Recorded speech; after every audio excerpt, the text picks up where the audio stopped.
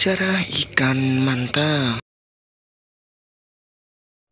Ikan pari yang ini tidak seperti ikan pari yang Anda bayangkan. Apalagi jika Anda menganggapnya hewan yang beracun dan mematikan, sehingga menyebabkan seorang biologis dan pembawa acara wildlife kenamaan dunia yang berasal dari Australia meninggal karena sengatannya. Ini bukanlah ikan pari yang itu. Sosoknya selalu dicari oleh para penghobi scuba diving untuk dinikmati atau bahkan diabadikan keindahannya. Ikan pari hantu atau bisa dikenal dengan pari manta nama ikannya. Ikan pari manta atau manta birostris adalah salah satu spesies ikan pari terbesar di dunia.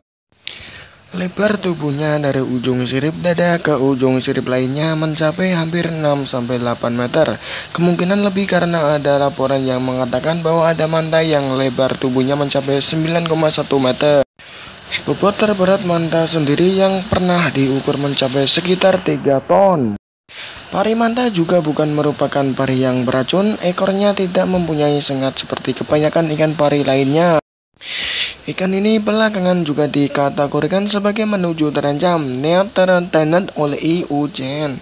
Karena walaupun jumlahnya belum masuk kategori terancam punah, namun pada masa depan diperkirakan populasinya akan menyusut hingga akhirnya terancam punah. Populasi pari manta dianggap dekat dengan bahaya karena tingginya kegiatan perikanan dan kondisi laut yang semakin terpolusi, sementara siklus kelahiran mereka rendah. Selain itu, rumor yang menyebutkan insang pari manta bisa sangat bermanfaat bagi kosmetik, menyebabkan perburuan pari manta masih gencar dilakukan di beberapa tempat, termasuk di Indonesia. Manta dapat ditemukan di lautan tropis di seluruh dunia, kurang lebih antara 35 derajat lintang utara hingga 35 derajat lintang selatan. Persebarannya yang luas dan penampilannya yang unik menyebabkan ikan ini memiliki banyak nama, mulai dari manta Pasifik, manta Atlantik, devilfish hingga sea devil. Di Indonesia sendiri, pari manta memiliki aneka nama lokal seperti cawang kalung, lampangan, serta pari kerbau. Mungkin karena bagian tubuh mirip tanduk di kepalanya sehingga ia dianggap mirip dengan kerbau, dan dinamakan hantu karena besar badannya, sehingga menutupi cahaya matahari ke dalam laut. Kulit manta diselubungi lapisan lendir yang jauh lebih tebal dibandingkan ikan pari kebanyakan. Lapisan lendir ini diduga ada hubungannya untuk melindungi kulitnya yang rentan. Manta juga dianggap lebih cerdas dari pari yang lainnya karena memiliki otak yang juga lebih besar. Ciri khas manta adalah sepasang tanduk di dekat mulutnya. Tanduk ini sebenarnya adalah sepasang sirip sefala atau kepala yang membantu memasukkan air laut yang mengandung plankton makanannya dan bisa ditekuk ke dalam mulut. Di dalam mulutnya juga terdapat 300 gigi kecil berbentuk pasak dan nyaris tersembunyi di bawah kulit.